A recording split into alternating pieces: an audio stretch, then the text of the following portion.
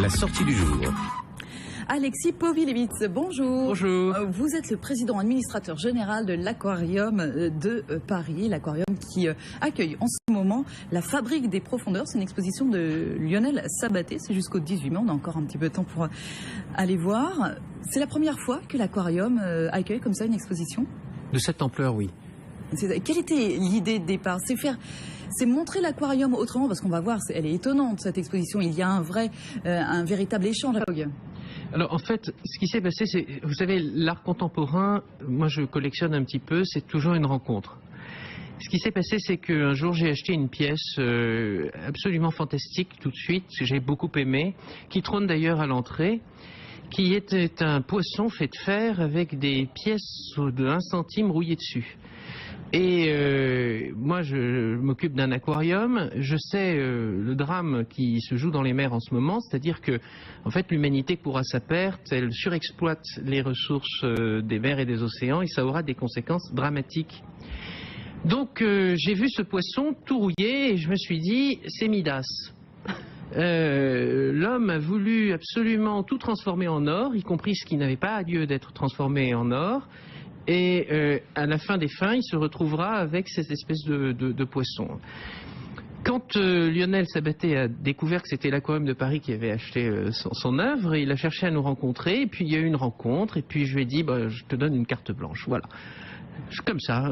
Comme ça, très bien. Alors c'est ça, c'est étonnant parce que Lionel Sabaté, il s'est fait connaître notamment par des hordes de loups en poussière de métro, qui ont été exposés à la FIAC, ou alors des crocodiles qui jouaient aussi sur ces fameuses pièces rouges.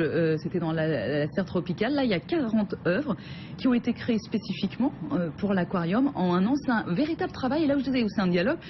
Ils ont vraiment discuté ensemble, Lionel Sabaté et les gens, et vous-même, j'imagine, et le personnel de l'aquarium. C'est une aventure incroyable. Tous les visiteurs sont frappés par cette espèce de communication qui s'établit spontanément entre le lieu et les œuvres. Et tous les collaborateurs de l'aquarium, à un moment ou l'autre dans l'année, ont été obligés de se confronter à l'art contemporain. Moi, je suis ravi parce que j'aime l'art, donc j'aime la création artistique, donc que les personnels de l'aquarium soient comme ça amenés à collaborer avec un artiste, ils étaient quasiment ses assistants pour accrocher, réaliser, concevoir même un petit peu, parce qu'il nous a parlé de ses projets, on lui a dit ça c'est faisable, ça c'est pas faisable, etc. C'est extraordinaire. Mais ce qui est encore plus remarquable, c'est que la moitié des visiteurs de l'aquarium a moins de 12 ans. Ah oui. C'est-à-dire que ce sont des enfants, des petits Parisiens de moins de 12 ans qui se retrouvent face à ces œuvres et qui communiquent avec ces œuvres de façon instantanée, instinctive, pardon. C'est vrai que ce sont assez étranges, hein. Alors on parlait tout à l'heure des fameuses petites pièces de centimes, mais on a aussi beaucoup de fils de fer tordus, retordus, etc., des souches de chêne. On ne va pas tellement en dire davantage sur le mieux, c'est de voir quand même ces œuvres de Lionel Sabaté. L'art et la science se mêlent, et puisque vous le disiez au départ, Alexis Povilevitz, c'est qu'il y a un message aussi, attention à nos ressources naturelles. Ah oui, je cite toujours quelques données qui sont simples à retenir. Il y a 1 milliard d'êtres humains qui vivent de pêche côtière. Et ce n'est pas des êtres humains qui ont les moyens de s'acheter des hors-bords. C'est plutôt toute la famille qui se cotise barque et passer la barre pour aller pêcher. On sait qu'en 2050, pour tout un tas de raisons, il n'y aura plus de poissons près des côtes. Voilà. Donc on est en 2014, en 2050. Bon, ça ne veut pas dire que ces gens-là vont mourir, hein, mais ça veut dire que soit ils vont soit ils vont partir, soit ils vont se mettre à produire autre chose.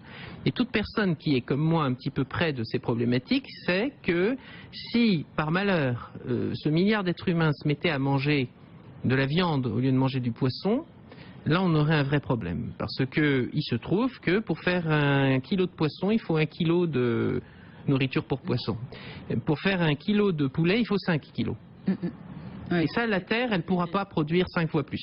Donc il faut absolument qu'on exploite les océans, c'est indispensable. Parce qu'il y a 1 milliard d'êtres humains qui vivent que de ça. Et vraiment, nous aussi, il faut manger du poisson, c'est très sain.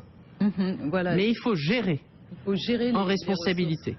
Sinon, on va se retrouver avec des océans stériles. Effectivement, ça c'est un peu ennuyeux. C'est une exposition qui a bénéficié d'un soutien financier. Il y a une sorte de fan club, Lionel Sabaté. Alors Lionel est quelqu'un d'absolument génial pour ça parce qu'il a mobilisé les plus grands collectionneurs qui existent à Paris et un groupe s'est réuni et ils ont produit les œuvres. L'Aquarium y a très modestement collaboré, mais c'est surtout les collectionneurs. Donc en fait, Lionel a travaillé pour eux, par eux. Et alors, cette exposition, elle permet de redécouvrir aussi l'aquarium. On va finir là-dessus. Alexis Povilevitz, 500 espèces de poissons, 10 000 spécimens, 6 000 coraux, 43 bassins. Voilà, c'est un moyen, si on l'a déjà vu il y a longtemps, c'est un moyen d'y revenir. Ah, il faut absolument revenir, ça vaut vraiment le coup. 5 avenue Albert Demain, dans le 16e arrondissement. Dans les jardins du Trocadéro. Alexis Povilevitz, merci beaucoup à vous. On rappelle cette exposition de Lionel Sabaté jusqu'au 18 mai à l'Aquarium de Paris. Merci beaucoup à vous.